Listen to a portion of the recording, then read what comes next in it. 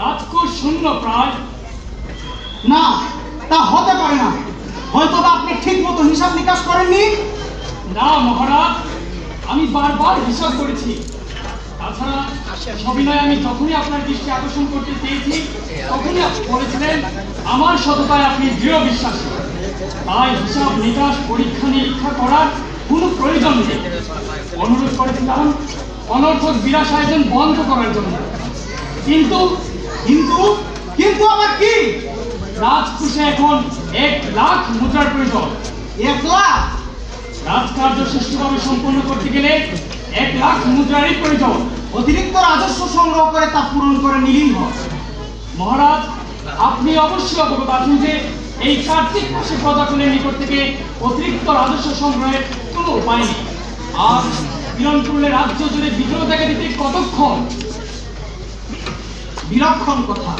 তাহলে প্রজাকুলের উপর অতিরিক্ত চাপ না দেয়াই উত্তম। কিন্তু আপনার কাছে কি অন্য কোনো উপায় আছে?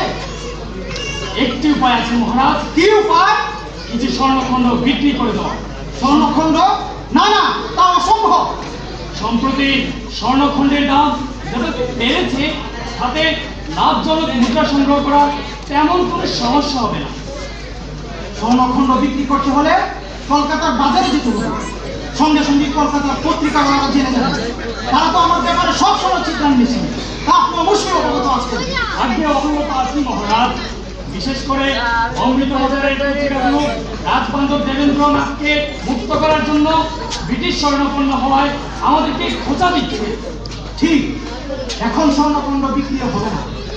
তাছাড়া আপনি এর কথাকে বলে দেখতে পারেন। তারা ভাববে আমি দেউলিয়া হয়ে এমনটা করছি। তাছাড়া আমি একবার রাজমহিষীকে বলে দেখতে পারি। রাজমহিষী সাহায্য করে তো আর কোনো চিন্তাই থাকে না। অন্যদিকে ইংরেজরা বুক দিয়ে পড়ে থাকে। অন্যদিকে ইংরেজরা ত্রিপুরার বিচার ব্যবস্থা পরিবর্তনের জন্য খুব চাপ দিচ্ছে।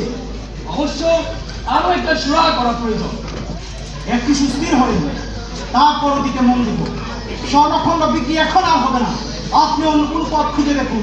ঠিক আছে মহারাজ, তবে আপনার অনেক শুভাকাঙ্ক্ষী রয়েছে, তাদেরকে একবার বলে দেখতে পারেন। শুভাকাঙ্ক্ষী? সেদিনই তো বলেছিলেন যে ক্ষয়নর প্রতি আপনার একজন শুভাকাঙ্ক্ষী, যে তার সম্পদ আপনারই সম্পদ। ঠিক, তাকে একবার বলে দেখতে পারেন।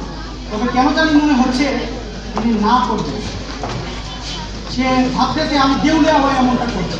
তাছাড়া আমি একবার রাজমহিষীকে বলে দেখতে পারি। ঠিক আছে আজ্ঞে মহারাজ, তাই করা হবে।